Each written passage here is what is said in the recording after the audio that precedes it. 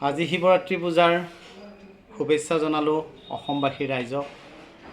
আৰু দিনটো যেনেকৈ ভালকৈ গৈছে, ৰাতিও যেন সকলোৱে ভালে ভালে যায় তাৰে কামনা কৰিলোঁ।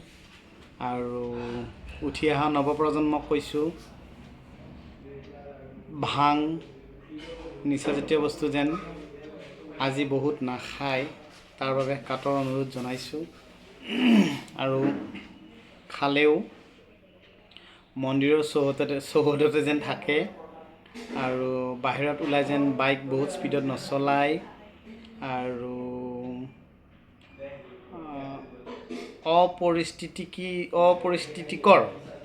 অপৰিস্থিতিকৰ ঘটনা যেন নঘটায়। কিয় আজি সকলো মন্দিৰৰ প্ৰাংগণতে নাম চলিব, কীৰ্তন চলিব, গতিকে নামধৰ্মী ৰাইজসকল বহি থাকিব। আৰু আপোনালোক কিছুমান যদি সদাশয় ব্যক্তিয়ে গৈ তাত মা মতালি কৰে, তেতিয়াহ'লে আমাৰ উঠি অহা নৱপ্ৰজন্মই কি শিকিব আৰু আপোনালোকে ডাঙৰক কি সন্মান দিব? গতিকে সমাজ এখন বচাই ৰাখিব লাগিলে আমি নিজৰ মানুহখিনিও ঠিক হ'ব লাগিব।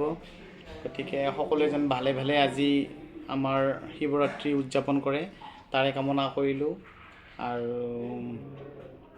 আমাৰ মন্দিৰত সকলোৱে যোৱাৰ কাৰণে অশেষ ধন্যবাদ জ্ঞাপন কৰিলোঁ। আৰু আজি যিহেতু শিৱৰাত্ৰি পূজা, গতিকে নাম প্ৰসংগ ক'ত ক'ত কি হ'ব জনাবচোন আপোনালোকে, কোন ঠাইত কোন আহিব। আমাৰ ইয়াত কিন্তু চিন্তি ডেকা আহিব, আৰু আপোনালোকৰ ঠাইত কোন আহিব জনাবচোন। আৰু সকলোকে শিৱৰাত্ৰি পূজাৰ শুভেচ্ছা জ্ঞাপন কৰিলোঁ। আপোনালোকৰ আজিৰ দিনে ৰাতিয়ে যেন ভালে ভালে যায়। মই আবেলি আপোনালোকক নামৰ ক'ত কি নাম হৈছে মই ভিডিঅ'বোৰ প্ৰস্তুত কৰিম, আৰু অহা কাইলৈ এই ভিডিঅ'বোৰ আপলোড দিম। আপোনালোকে ঘৰত বহিয়ে ইয়াৰ সুবিধাকণ পাব। ধন্যবাদ থাকিল।